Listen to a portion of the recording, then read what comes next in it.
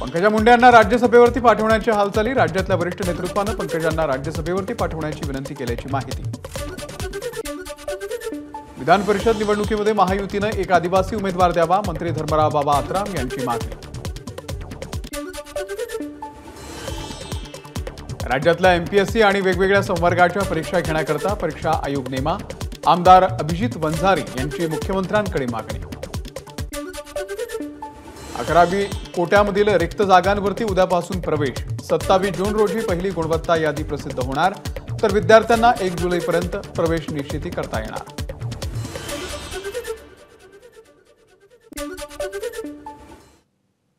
आणि आता कोकणामधल्या बातम्यांचा वेगवान आढावा।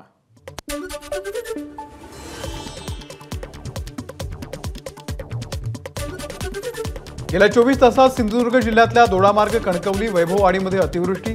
यामध्ये दोडामार्ग तालुक्यामध्ये सर्वाधिक 215 मिलीमीटर पावसाची नोंद।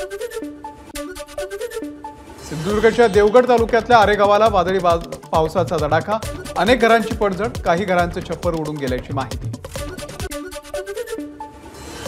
मुसळधार पावसामुळे आंबोलीमधील मुख्य धबधबा प्रवाहित, सर्वत्र दाट धुक्याची चादर। सिंधुदुर्गच्या कणकवलीमध्ये प्रसिद्ध सावडाव धबधबा प्रवाहित, यासह आंबोली, नापणे, मांगेली, नावणखोंड हे धबधबे सुद्धा प्रवाहित झाल्यानं पर्यटकांची गर्दी होण्यास सुरुवात। रत्नागिरीच्या खेडमध्ये पावसामुळे जगबुडी नदीनं गाठली पाण्याची इशारा पातळी। चिपळूणमध्ये देखील नद्यांच्या पाणी पातळीमध्ये वाढ।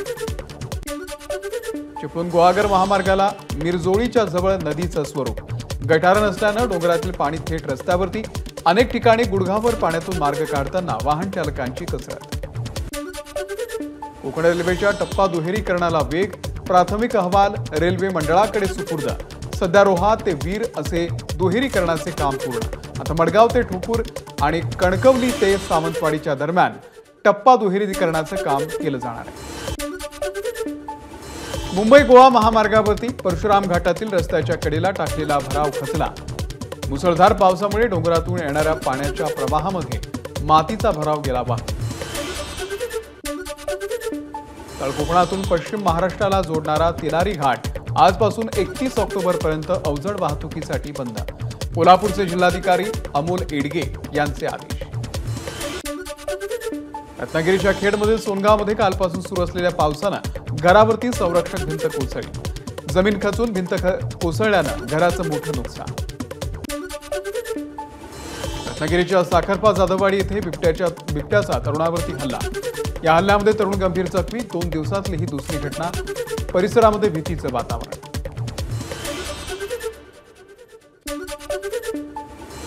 इकडे पुण्यातल्या तळेगावमध्ये देखील दहशत माजवण्यासाठी हवेमध्ये गोळीबार झालेला आहे। घटना सीसीटीव्ही कॅमेऱ्यामध्ये कैद झालेली आहे। आरोपींचा सध्या शोध सुरू आहे। पुण्यातल्या तरुणींच्या स्टंटचा व्हिडिओ सोशल मीडियावरती व्हायरल रीलमधील तरुणी ॲथलेटिक्स असल्याची माहिती। पोलीस दोघांवरती आत्महत्येच्या प्रयत्नाचा गुन्हा दाखल करण्याच्या प्रयत्नात। आषाढी यात्रेच्या निमित्ताने यंदा प्रथमच खासगी रुग्णालयांमधील बेड वारकऱ्यांसाठी राखीव ठेवण्याचा प्रशासनाचा निर्णय। जिल्हाधिकारी मोनिका सिंग ठाकूर यांची माहिती। पुण्यातल्या जंगली महाराज रस्त्यावरती मोठी गॅस गळती। शिवम हॉटेलच्या समोर गॅस गळतीमुळे खळबळ। रस्त्याचं काम सुरू असताना खोदकामाच्या दरम्यान झाली होती गॅस गळती। सोलापूरच्या बार्शी तालुक्यातल्या घारी गावामध्ये फटाका कारखान्याला मोठी आग। स्फोटामुळे बाजूचा परिसर हादरला। महागाई हमीभाव आणि पेपरफुटीच्या विरोधामध्ये सांगलीमध्ये काँग्रेसचं आंदोलन। महायुतीच्या नेत्यांच्या पोस्टरवरती चिखल फेकत कार्यकर्त्यांकडून रोष व्यक्त। दमदार पाऊस न झाल्यानं धुळे आणि सिंदखेडा तालुक्यातील 14 गावांमध्ये अद्यापही टँकरनं पाणी पुरवठा। 18 गावांमधील 10,490 ग्रामस्थांना टँकरद्वारे पाणी पुरवठा। नाशिकच्या मालेगाव आणि बागलांमध्ये पावसानं फिरगवली पाठ। पेरणी योग्य पाऊस न झाल्यानं 2 ते 5% पूर्ण, तर दुसरीकडे नांदगाव तालुक्यातल्या दमदार पावसामुळे 70% पेरण्या पूर्ण। धुळ्याच्या शिरपूर तालुक्यातील जैतापूर गावामध्ये पत्र्याच्या शेडला आग। आगीमध्ये 2 ट्रॅक्टर, ट्रॉली, 4 चाकी वाहन, मोटरसायकल, शेती उपयोगी साहित्य जळून खाक। नाशिकच्या बागलाण तालुक्यामधील महाड शेत शिवारामध्ये शिकार करताना बिबट्या थेट विहिरीमध्ये पडला।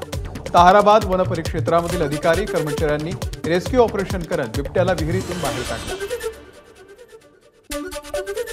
जळगावच्या जामनेर मुदवड रस्त्यावरती पेट्रोल पंपावरती आग. दुचाकीमध्ये पेट्रोल भरताना लागली होती आग. शॉर्ट सर्किटमुळे आग लागली असावी असा अंदाज. नागपूर विभागामधल्या शाळा 1 जुलैपासून सुरू होणार. वाढत्या तापमानामुळे शिक्षण उपसंचालकांचा निर्णय. अमरावतीमध्ये ग्रामीण पोलिसांची भरती स्थगित.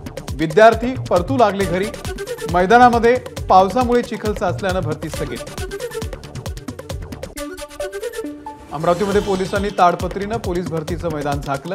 धावपट्टी पावसामध्ये भिजू नये यासाठी पोलिसांची अनोखी शक्कल. नागपूर जिल्ह्यामध्ये खतं आणि बियाण्यांचा काळाबाजार करणाऱ्यांवरती कृषी विभागाची मोठी कारवाई. जिल्ह्यातल्या 88 कृषी सेवा केंद्रांचा परवाना रद्द, तर 3,33,000 पेक्षा जास्त किमतीचं खतं आणि बियाणं जप्त. भंडाऱ्यामध्ये आतापर्यंत 19 कृषी केंद्रांवरती विक्री बंदीची कारवाई. कृषी विभागानं आखून दिलेले नियम पायदळी तुडवल्यानं भरारी पथकानं दिले कारवाईचे आदेश. यवतमाळमध्ये 3 दिवसांनंतर पावसाची हजेरी.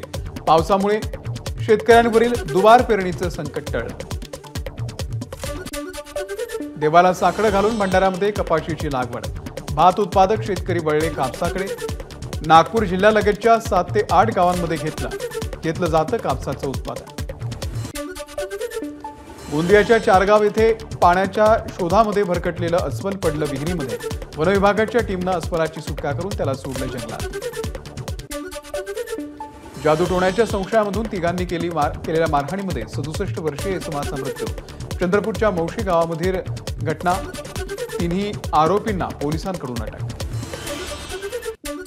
जिल्हाधिकारी डॉक्टर सचिन ओंबासे यांनी पुजारी, नागरिक आणि प्रशासकीय अधिकाऱ्यांच्या समोर सादर केला तुळजापूरचा प्रस्तावित विकास आराखडा. सादरीकरणानंतर तक्रारी आणि बदल सुचवण्यासाठी दिला अवधी.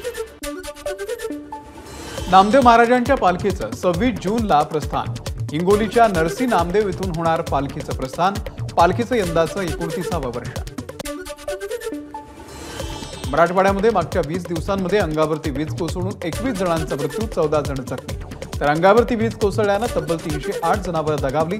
विजांच्या कडकडाटासह झालेल्या पावसानं 336 मालमत्तांची पडझड झाल्याची ही माहिती. हिंगोली जिल्ह्यामध्ये पावसानं दडी मारल्यानं भाजीपाल्याचे भाव वधारले.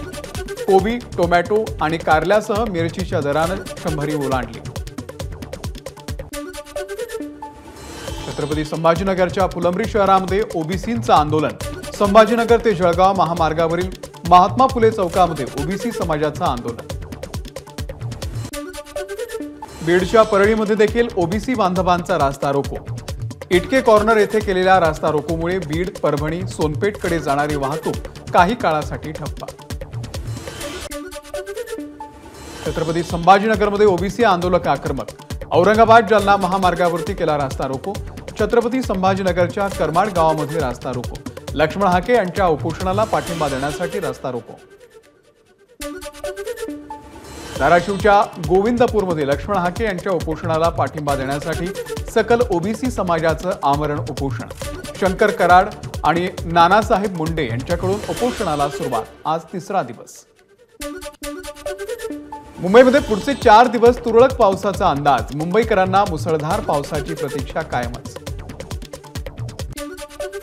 मुंबईला पाणी पुरवठा करणाऱ्या धरणाला अजूनही पावसाची प्रतीक्षा. 7ही धरणांमध्ये आतापर्यंत केवळ 162 मिलीमीटर पावसाची नोंद. सध्या 7ही धरणांमध्ये केवळ 5.32% इतकाच पाणीसाठा शिल्लक. पावसाळ्यामध्ये उद्भवणाऱ्या साथीच्या आजारांना रोखण्यासाठी मुंबई महानगरपालिका अलर्टवर.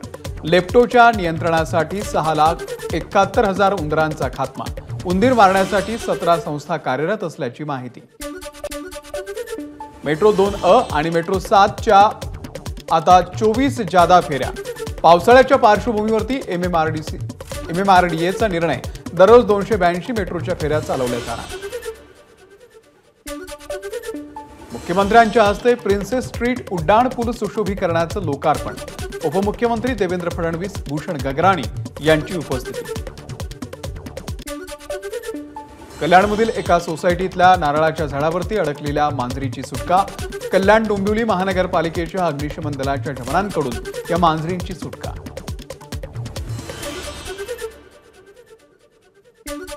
सोडू नका आता।